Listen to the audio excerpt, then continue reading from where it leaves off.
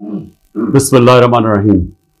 इय्याका नअबुदु व इय्याका नस्तईन। मेरे पाकिस्तानियों, कल मैंने आपको साइफर के मुतल्लिक बताया कि वो साइफर की कहानी क्या थी।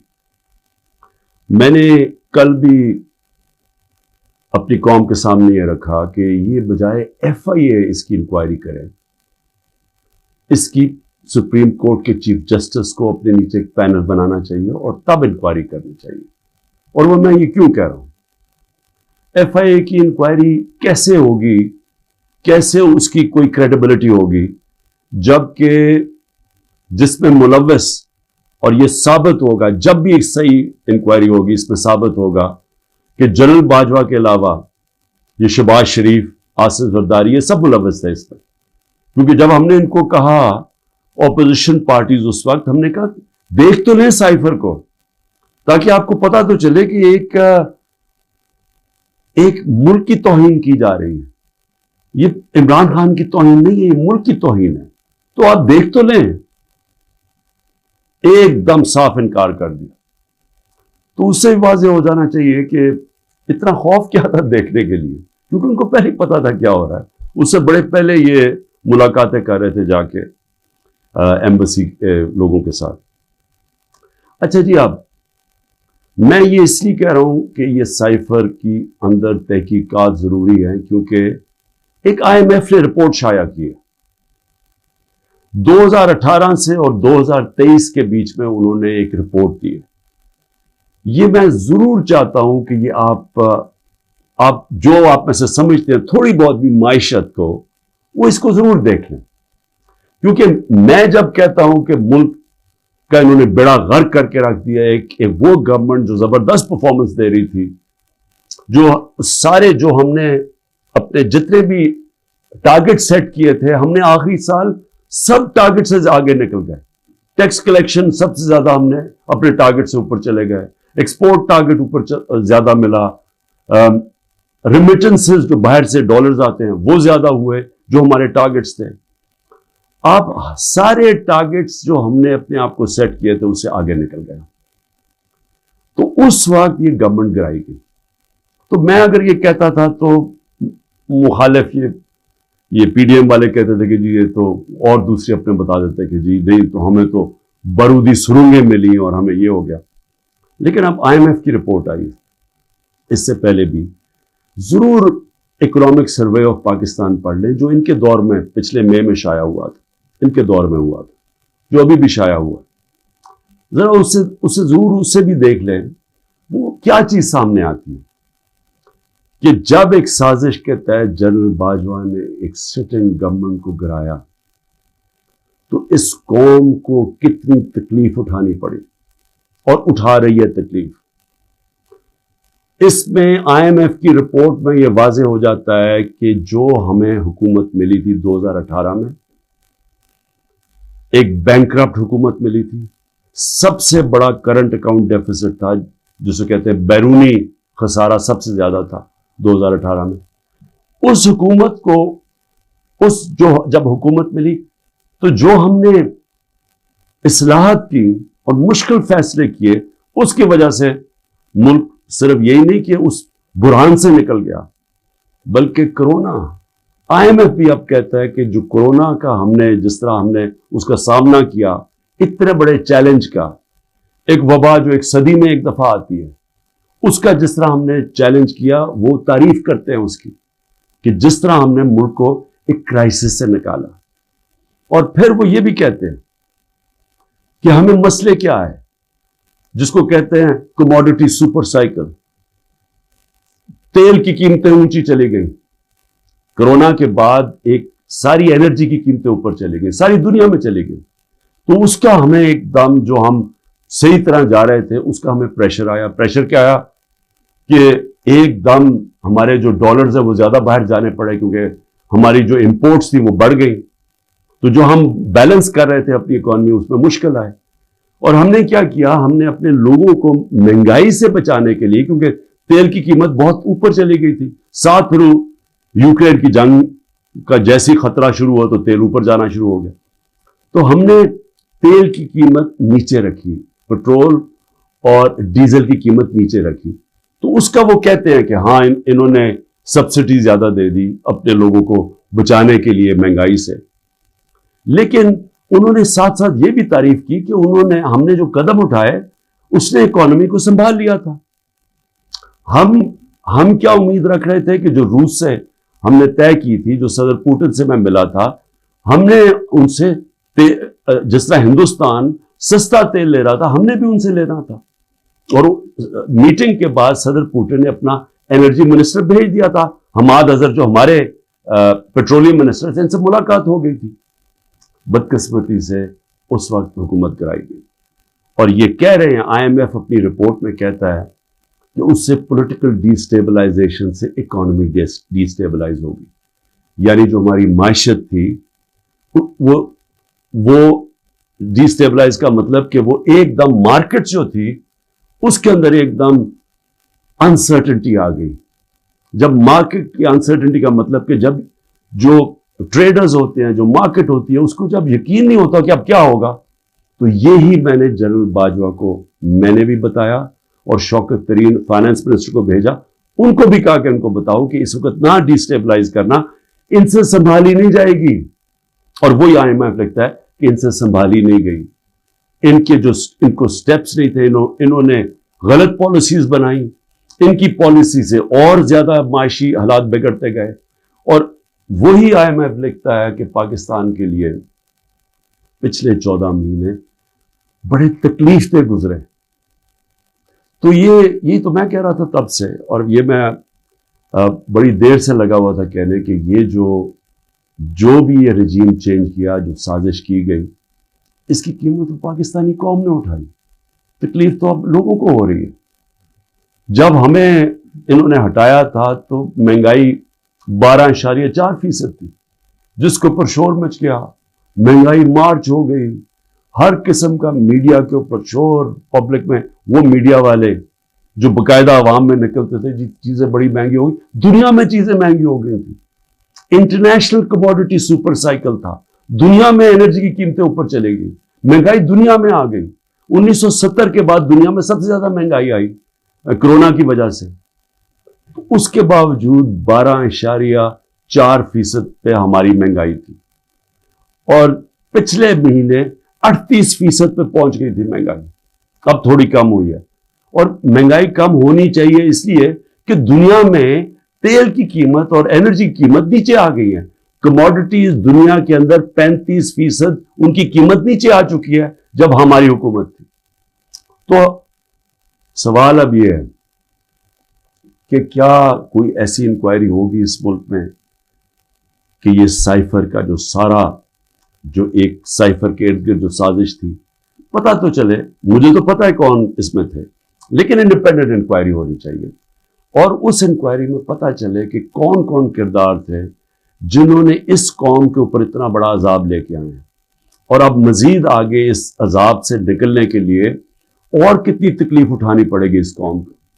اور اس کے لیے میں پھر سے کوشش تو کرتا ہوں کہ ہمارے چیف جسٹس صاحب کو اس کے اوپر سوچنا چاہیے کہ وہی ایک انکوائری کر سکتے ہیں، کیونکہ یہ حکومت تو کرنے نہیں دے گی، اور نہ ہی مجھے افسوس سے کہنا پڑتا کہ ہماری اسٹیبلشمنٹ یہ کرنے دے گی، کیونکہ اس کے اندر ملوث ہیں جو جنرل باجوہ، اور انہوں نے جو جس طرح یہ پوری 6 مہینے پہلے سے جو پلان بن رہا تھا گرانے کا، اب تو خیر خواجہ آصف کہہ رہے ہیں کہ 2021 سے ہی پلان بنایا ہوا تھا جنرل باجوہ نے ہماری حکومت گرانے کا، تو لیکن اب ذرا ان سے بھی سوال پوچھنا چاہیے کہ آپ نے ہمیں جب گرا کے ان کو لے کے آئے جن لوگوں کو، تو کیا آپ کو اعتماد تھا کہ یہ اس ملک کو اٹھا لیں گے؟ 30 سال سے جو حکومت کر رہے تھے، اور ان کے دور میں کوئی مجھے سنہری دور بتا دے کہ جب انہوں نے کوئی معیشت میں بڑی ترقی کروائی ہو، کوئی مجھے پتہ چل جائے کہ انہوں نے کون سا وہ کیا 99 میں جب چھوڑ کے گئے تھے نون لیگ، تو ذرا بتائیں کہ کیا وہ معیشت کے حالات آپ کو پتہ تھے؟ یہ ساکھدار تھے، وہ بینکرپٹ کر کے چھوڑ کے گئے تھے، اور پھر اب یہ آئی ایم ایف کہہ رہا ہے کہ جو 2018 میں یہ چھوڑ کے گئے تھے پاکستان، وہ خود کہہ رہے ہیں کہ وہ تحریک انصاف نے بڑے زبردست مشکل فیصلے کر کے ملک کو اس سے نکالا، تو کیا کوئی ذمہ داری اٹھائے گا اس کی؟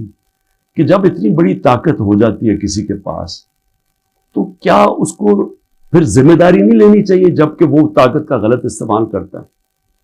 اور یہی انکوائری میں چیزیں آنی چاہیے. کیوں؟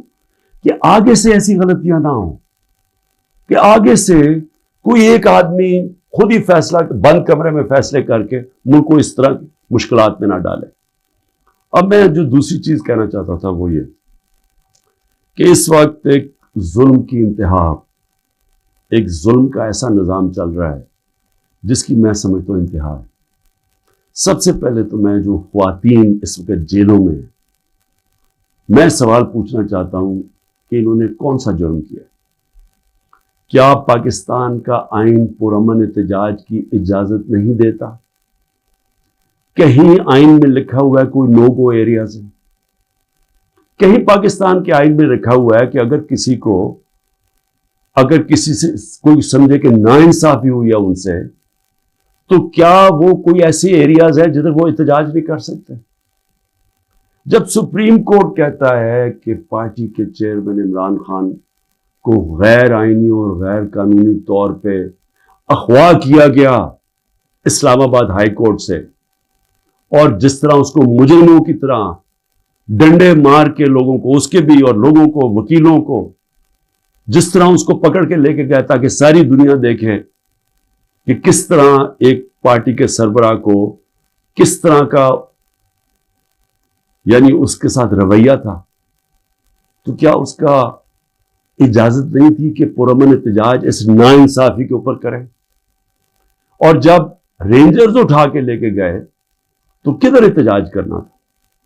وہی نا کنٹونمنٹس میں کرنا تھا، جی ایچ کیو کے سامنے کرنا تھا، اور کدھر جا کے کرتے؟ تو میں سوال یہ پوچھتا ہوں اس میں جرم کیا تھا؟ جرم جو تھا جو جلائے ہیں، جرم تھا کور کمانڈر کے گھر کو آگ لگانا، یہ جرم تھا. جرم وہ تھا جو عسکری ٹاور جلائے گئے ہیں اور جدھر جدھر بھی جلائے گئے ہیں وہ جرم تھا. اب میرا سوال یہ ہے کہ کیا اس جرم میں 10,000 لوگ شریک تھے؟ کیا 50-60 لوگ ہوں گے جنہوں نے جا کے جلایا؟ میرا اگلا سوال یہ ہے کہ یہاں سی سی ٹی وی کیمراز ہیں، کیوں نہیں سی سی ٹی وی کیمراز کی فوٹیج سامنے آئی کہ وہ کون لوگ تھے جو پہلے گئے ہیں، کن لوگوں نے آگ لگائی؟ کیا اتنا مشکل ہے اس کو ڈھونڈنا؟ یا سیف سٹی کے کیمراز ہیں، کیا سیف سٹی کے کیمراز نہیں بتا سکتے ہمیں کہ وہ کون لوگ تھے؟ کیونکہ ہم سب چاہتے ہیں کہ ان کو سزا ملے، لیکن اس کی آڑ لے کے یہ کرنا کہ پوری پارٹی کے پیچھے پڑ جانا، جدھر پارٹی کے لوگ ہیں ان کے اوپر، ان کے گھروں میں گھس جانا، نہ ان کی عورتوں کو دیکھنا، نہ بچوں کو دیکھنا، نہ رشتہ داروں کو دیکھنا، جو آئے تو اسے پکڑ کے جیلوں میں ڈال دیں. پولیس کو فری ہینڈ دے دیا ہے کہ اچھا جی آپ کی وہ جیو فینسنگ میں آپ کا آ گیا ادھر تو چلو جی آپ کو پکڑ کے ہم جیل میں ڈال رہے ہیں، لیکن اگر آپ پیسے دے دیں گے اتنے تو ہم آپ کو جیل میں نہیں ڈالیں گے. ریٹس لگی ہوئی ہیں، 15 لاکھ سے شروع ہوتے ہیں، کسی کو 10 لاکھ میں بلیک میل کیا جاتا ہے، کسی کو 5 لاکھ میں. اپنے ملک کی ہم پولیس کی تباہی کر رہے ہیں یہ حرکتیں کروا کے. کوئی انڈیپینڈنٹ انویسٹیگیشن ہوگی اس کے اوپر؟ کیا عسکری ٹاورز کے اندر نہیں ہم بتا سکتے؟ ایک انڈیپینڈنٹ صحافی کی پوری سٹیٹمنٹ آئی ہوئی ہے کہ وہاں کیا ہوا، اس میں پی ٹی آئی والے نہیں تھے عسکری ٹاور. ایک پتا چلے کہ ریڈیو پاکستان پشاور کس نے جلایا تھا، اس کے اوپر کوئی انویسٹیگیشن ہونی چاہیے. کیوں نہیں ہوئی ابھی تک؟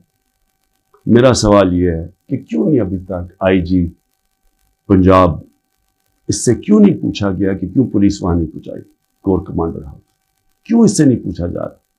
جب یہ ہوا تھا امریکہ کے اندر کیپٹل ہل، ان کی پارلیمنٹ کے اوپر جب ڈونلڈ ٹرمپ کے لوگوں نے ہلا بولا تھا تو سب سے پہلے پولیس چیف کی خبر لی گئی تھی. اور مجھے یہ پھر سے میں پوچھنا چاہتا ہوں کہ یہ جو عورتوں کو پکڑا ہوا ہے، ہماری اسٹوڈنٹس پکڑے ہوئے ہیں، لوگوں کو جیلوں میں ڈالا ہوا ہے، برے حالات میں رہ رہے ہیں، جو خبریں آ رہی ہیں باہر، کیا کیا ان سے ہوا ہے، وہاں کتوں سے تشدد ہوا ہے، ان سے اپروور بنانے کے لیے کیا کیا ان کے اوپر ہر قسم کا ظلم کیا گیا. کہ یا کہہ دو کہ عمران خان نے کہا تھا وہاں جا کے تو فائلیں جلا دینا کور کمانڈر ہاؤس میں، कोरकोबांड हाउस को भी आग, फाइलें जला देना।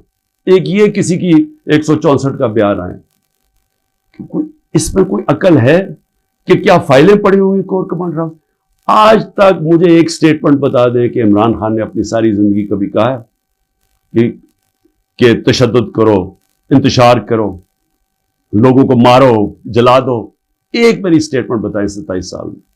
126 दिन का धरना था, पाकिस्तान की तारीख का सबसे ज्यादा प्रोटेस्ट था, लंबा। बताएं उसके अंदर कुछ किया, तोड़ फोड़ की, कुछ जलाया? आते थे अपना धरना, अब तकरीरें करके वापस चले जाते थे, शोर लोगों को देते थे। इसको जमहूरियत कहते हैं। मुझे ये बताएं कि यहां ये कहा गया है कि जी आप कैंटोनमेंट में थे और आपको जेल में डाल दिया। मुझे ये बताएं कि जो सबसे मुकद्दस जगह बरतानिया में है वो है प्राइम मिनिस्टर का घर, 10 डाउनिंग स्ट्रीट। मुझे बताएं हर दूसरे दिन वहां मुजाहरा होता है। आप 10 डाउनिंग स्ट्रीट चले जाएं, वहां आप हर दूसरे दिन कोई ना कोई आके मुजाहरा कर रहा होता है कि जी हमारे से नाइंसाफी हुई। कभी किसी के ऊपर कोई FIR काटी है, किसी के ऊपर कोई गोलियां चलाई हैं? मैं ये सवाल पूछता हूं कि यहां 16 लोग शहीद किए गए डायरेक्ट फायरिंग से, 100 से ऊपर को गोलियां लगी, 3 की टांगें कट गई। मैं ये पूछना चाहता हूं कि जो, और एक पैरालाइज है। कभी किसी जमहूरियत के अंदर इस तरह गोलियां मारी जाती हैं और इंक्वायरी भी नहीं है? इंक्वायरी से पुलिस उनके घरों में पहुंच जाती है। जिनके गोलियां लगी है उन्होंने एक जगह डेड बॉडी नहीं दे रहा कि नहीं, जब तक पहले आप कहें कि आप कोई कार्रवाई तो नहीं करेंगे। उनसे श्योरिटी लेते हैं कि आपने FIR नहीं कटवानी। क्यों? सीधी सीधी FIR कटती है IGs के ऊपर। ये कैसे आपने गोलियां चला दी नहते लोगों के ऊपर? एक पुलिस वाले को गोली नहीं लगी, एक रेंजर, मतलब कि यहां से तो किसी के पास हथियार नहीं थे, तो आप नहाते लोगों पे गोलियां कैसे चला सकते हैं? और फिर आपके सामने फ्रांस में एक लड़के को गोली लगी, 4 दिन फ्रांस के सारे शहरों में आग लगी होती है, 1000 बिल्डिंग्स और गाड़ियां जलाई जाती है, और खुलेआम लोग आपके सामने कि उन्होंने पुलिस को पेट्रोल बम मार रहे हैं। उसके पुलिस ने तो कोई और गोली नहीं चलाई, क्योंकि वहां जमहूरियत है, आजाद है लोग। मैं ये पूछना चाहता हूं कि कोई इंक्वायरी होगी उन लोगों के ऊपर जिनके ऊपर गोलियां चलाई गई हैं, जिन लोगों की जानें ली गई हैं? क्या हम किसी को अकाउंटेबल रखेंगे? क्या इस मुल्क के अंदर कोई इंसाफ का निजाम है, या सिर्फ ताकतवर जो मर्जी करना चाहे, जंगल के कानून की तरह वो कर सकता है? ये कैसे हो सकता है? चलिए, औरतों का मैंने शुरू में बात की, बच्चों को क्यों पकड़ लेते हैं? डॉक्टर अमजद का अभी उसकी मुझे कल मैसेज आई, 13 साल का बेटा। डॉक्टर अमजद घर था नहीं, 6 दफा उसके घर छापे पड़ चुके। उसके 13 साल का बेटा और उसका एक भतीजा था, वो कोई 18 साल, उनको उठा के ले गए। सारी रात वो उसके ऊपर कपड़ा डाल के 13 साल के बच्चे को फुराते रहे। लेकिन जो एस्टेब्लिशमेंट को फिक्र करने की बात यह है कि हर जगह पुलिस क्या कहती है, जी हम कुछ नहीं कर सकते, हम मजबूर हैं, ऊपर से पैगाम आए हैं। ये जो हम जुल्म कर रहे हैं, ये हम नहीं करना चाहते, ये हमें पीछे से पैगाम आया। ये हर जगह से ये खबर आती है कि जी हम तो छोड़ना चाहते हैं, लेकिन क्या करें जी, वो ऊपर से प्रेशर डाल रहे हैं, सारा डाल रहे हैं एस्टेब्लिशमेंट के ऊपर, सारी नफरत उसके खिलाफ कर रहे हैं। ये तो कोई दुश्मनों की जरूरत नहीं है। ये जो सारा जुल्म किया जा रहा है, ये अब पुलिस अपने ऊपर से उतार रही है। ये जो घरों पे भी जाते, जी हमें ऑर्डर है कि घर तोड़ दो, लूटते हैं घर के, जिनको सबक सिखाओ। बच्चों को पकड़ना, औरतों को पकड़ना। और ये हाल है कि ज़मान पाक में अब ये हाल है। जरा मैं आखिरी बात कर रहा हूं। ज़मान पाक में क्या होता है, या एक नाई आता है हर थोड़ी देर के बाद, गार्ड्स भी हैं या काम करने वाले, वो एक दफा आता है, उन सबके बाल काट देता है। वो 3-3.5 घंटे के लिए, 4 घंटे तक वो बैठ के बाल काट देते। वो नाई ना आए यहां, सारे पूछे किधर चला गया वो नाई। उसको जब भेजा आदमी के, जी पता तो चला तुम आए क्यों रहे, उसने हाथ ऐसे पकड़ लिया। कहते जी मेरे पुलिस पहुंच गई और पुलिस ने कहा कि तुम 3.5 घंटे ज़मान पार्क में क्या कर रहे थे, اس نے ہاتھ چھوڑ لیا کہ جی میں نہیں آ سکتا. تو یعنی یہ حالات ہے کہ زبان پاک میں آنا جرم ہو گیا. یہ کدھر پہنچ گئے ہم؟ یہ ایک پولیٹیکل پارٹی ہے. عمران خان ایک پولیٹیشین ہے, ایک غدار نہیں ہے. اس کا جینا مرنا اس ملک میں ہے. جو لوگ آج اوپر بٹھائے ہوئے ہیں, میں انشاءاللہ کل پورا توشہ خانہ کا بتاؤں گا, کیونکہ اس پہ جلدی شروع میں جس طرح بتایا کوشش کر رہی ہے کہ کسی طرح اس کو ڈسکوالیفائی کریں یا جیل میں ڈالیں. یہ سائفر آ گیا, توشہ خانہ آ گیا, یہ باقی سارے جو 180 کیسز ہیں. لیکن وہ جو لوگ اوپر بٹھائے ہوئے ہیں, کوئی دیکھا ہے ان لوگوں کا کون ہے وہ؟ اس کے قوم کے بڑے بڑے مجرم ہیں. وہ لوگ ہیں جو 30 سال سے جرم کر رہے ہیں, جن کے اوپر اتنی فائلیں ہیں ان کی چوریوں کے اوپر. تو میں کل ان کا بھی ذرا آپ کو بتاؤں گا کہ ان کے توشہ خانہ میں, کیونکہ مجھے تو پہلی دفعہ پتا چلا ہے, میں نے تو توشہ خانہ کا ریکارڈ جو لاہور ہائی کورٹ نے ملایا, میں نے پہلی دفعہ ریکارڈ دیکھا ہے, تو اس میں تو بڑے انکشاف ہوئے ہیں. تو میں انشاءاللہ کل آپ سے بات کروں گا. لیکن میں صرف آخر میں یہ کہنا چاہتا ہوں, اس ملک کو تباہ نہ کریں. جب ایک قوم میں اچھے برے کی تمیز ختم ہوتی ہے, قوم تباہ ہو جاتی ہے. پہلے اخلاقی طور پہ مرتی ہے قوم, پھر معاشی طور پہ مرتی ہے. سارے جو دنیا کی بڑی بڑی ریاستیں تھیں, رومن امپائر, مسلمانوں کا مغل امپائر, یہ جو عثمانیہ سلطنت, یہ ساری ختم ہونے سے پہلے ان کے اندر اخلاقی طور پہ یہ قومیں مری تھی. اس کے بعد یہ ختم ہوئے تھے, ملک ٹوٹے تھے. دیکھیں, لوگوں سے زبردستی بیان لینا, 164 کا بیان لے کے ان کو رکھ کے ان کو بلیک میل کرنا, ان کے بچوں سے بلیک میل کرنا, فائلوں سے بلیک میل کرنا, یہ ہم جھوٹ کو سچ کراتے کراتے ہم کیا دیکھ رہے ہیں کہ یہ ملک کو کتنا بڑا نقصان ہو رہا ہے.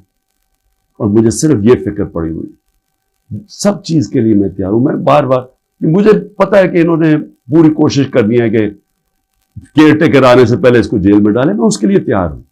لیکن کیا ملک کا ہم سوچ رہے ہیں؟ وہ نہیں سوچ رہے جن کے سارے ڈالرز باہر پڑے ہوئے ہیں.